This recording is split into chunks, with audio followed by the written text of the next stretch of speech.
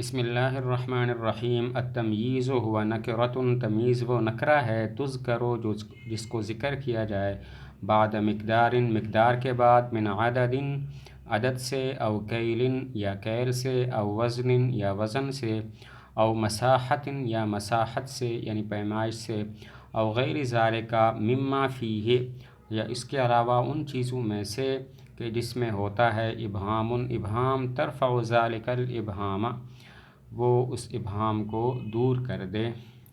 نحو جیسے عندی 20 درہمن میرے پاس 20 درہم ہیں، وکفیزان برن اور 2 کفیز گندم ہے، ومنوان سمنن اور 2 سیر گھی ہے، وجریبان قطنن اور 2 جریب روئی ہے، وعلی التمرۃ اور کھجور پر، مثلھا اس کی مثل ہے، زبدن بمعنی مکھن۔ یہاں تک دیکھیں تمییز کی تعریف کی کہ تمییز ایسا نکرہ ہوتا ہے جس کو مبہم مقدار کے بعد ذکر کیا جائے، خواہ وہ مبہم مقدار عدد ہو، کیل ہو، وزن ہو یا مساحت ہو، یا اس کے علاوہ کوئی ایسی چیز ہو جس میں ابہام ہو اور وہ نکرہ اس ابہام کو دور کر دے۔ تمییز وہ نکرہ ہے جس کو مبہم مقدار کے بعد ذکر کیا جائے، خواہ وہ مبہم مقدار عدد ہو، کیل ہو، وزن ہو، پیمائش ہو، یا اس کے علاوہ کوئی ایسی چیز ہو جس میں ابہام ہو اور وہ نکرہ اس ابہام کو دور کر دے۔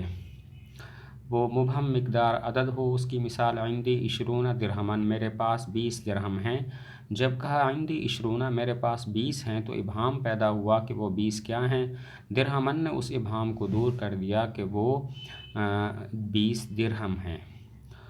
اور مبہم کیل ہو، اس کی مثال عندی کفیزان برن میرے پاس 2 کفیز گندم ہے۔ جب کہا عندی کفیزان میرے پاس 2 کفیز ہیں تو ابہام پیدا ہوا کہ وہ 2 کفیز کیا ہیں۔ برن نے اس ابہام کو دور کر دیا کہ وہ 2 کفیز گندم ہیں۔ مبہم وزن ہو، اس کی مثال عندی منوان سمنن میرے پاس 2 سیر گھی ہے۔ جب کہا عندی منوان میرے پاس 2 سیر ہیں تو ابہام پیدا ہوا کہ وہ 2 سیر کیا ہیں۔ سمنن نے اس ابہام کو دور کر دیا کہ وہ 2 سیر گھی ہیں۔ اور عندی جریبان قطنن، یہ مبہم مساحت کی مثال عندی جریبان قطنن میرے پاس 2 جریب روئی ہے۔ جب کہا عندی جریبان میرے پاس 2 جریب ہیں تو ابہام پیدا ہوا کہ وہ 2 جریب کیا ہیں۔ قطنن نے اس ابہام کو دور کر دیا کہ وہ 2 جریب جو ہیں وہ روئی ہے۔ مبہم مقیاس ہو، علی التمرۃ مثلھا زبدن کھجور پر اس کی مثل مکھن ہے۔ تو جب کہا علی التمرۃ مثلھا کھجور پر اس کی مثل ہے تو ابہام پیدا ہوا کہ کھجور پر اس کی مثل کیا ہے، تو زبدن نے اس ابہام کو دور کر دیا کہ وہ مکھن ہے۔ وقد یکون اور کبھی ہوتی ہے تمییز عن غیر مقدار غیر مقدار سے، نحو ھذا خاتم حدید جیسے یہ انگوٹھی ہے لوہے کی، سوار ذھبا اور یہ کنگن ہے لوہے کے، وفیہ یہ کنگن ہے سونے کے، وفیہ الخفض اکثر اور اس میں جر زیادہ ہے۔ کبھی تمییز غیر ابہام سے غیر مقدار سے ابہام کو دور کرتی ہے، جیسے ھذا خاتم حدید یہ لوہے کی انگوٹھی ہے۔ جب کہا ھذا خاتم یہ انگوٹھی ہے تو ابہام پیدا ہوا کہ یہ انگوٹھی کس چیز کی بنی ہوئی ہے۔ حدیدن نے اس ابہام کو دور کر دیا کہ یہ انگوٹھی لوہے کی بنی ہوئی ہے۔ اور ھذا سوار ذھبا یہ سونے کے کنگن ہیں۔ جب کہا ھذا سوار یہ کنگن ہیں تو ابہام پیدا ہوا کہ یہ کنگن کس چیز کے ہیں۔ ذھبا نے اس ابہام کو دور کر دیا کہ یہ کنگن سونے کے ہیں۔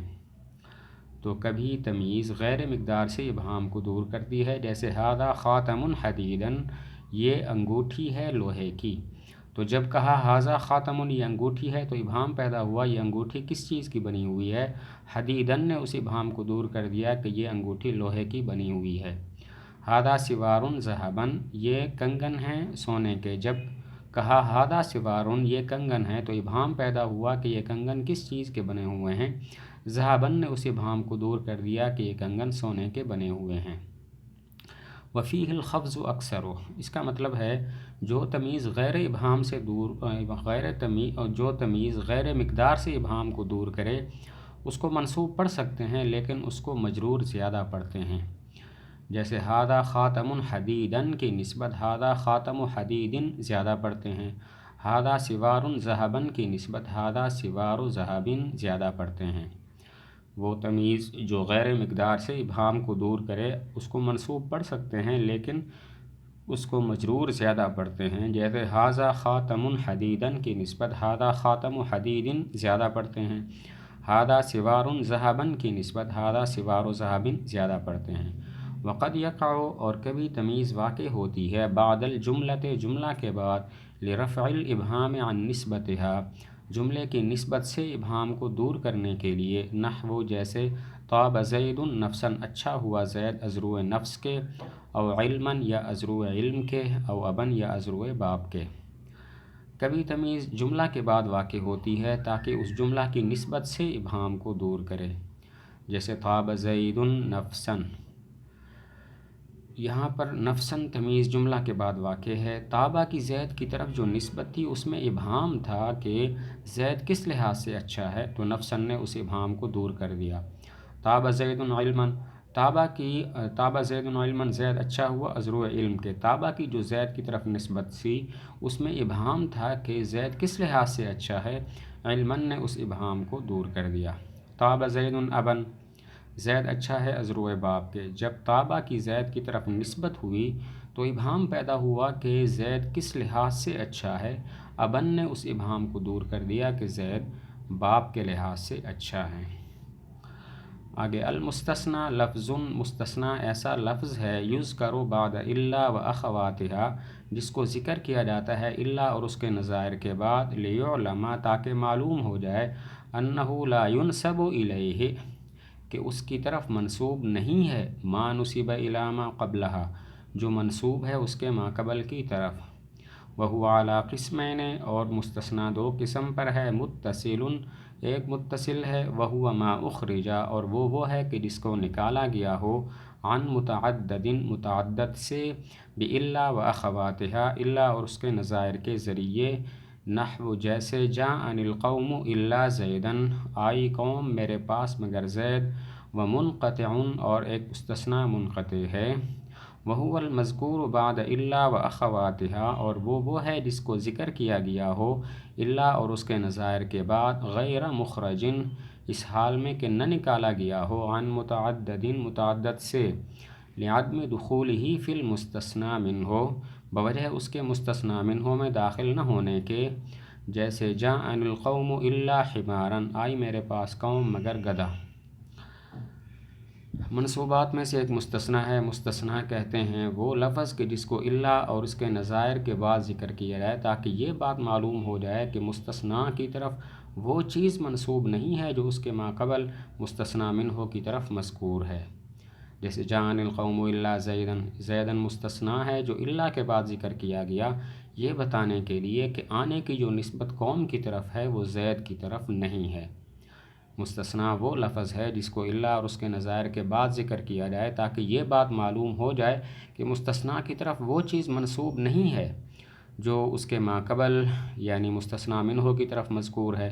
جاءنی القوم الا زیدن، زیدن مستثنی ہے جو الا کے بعد واقع ہے یہ بتانے کے لیے کہ مجیعت آنے کی جو نسبت قوم کی طرف ہے وہ زید کی طرف نہیں ہے، قوم آئی ہے لیکن زید نہیں آیا۔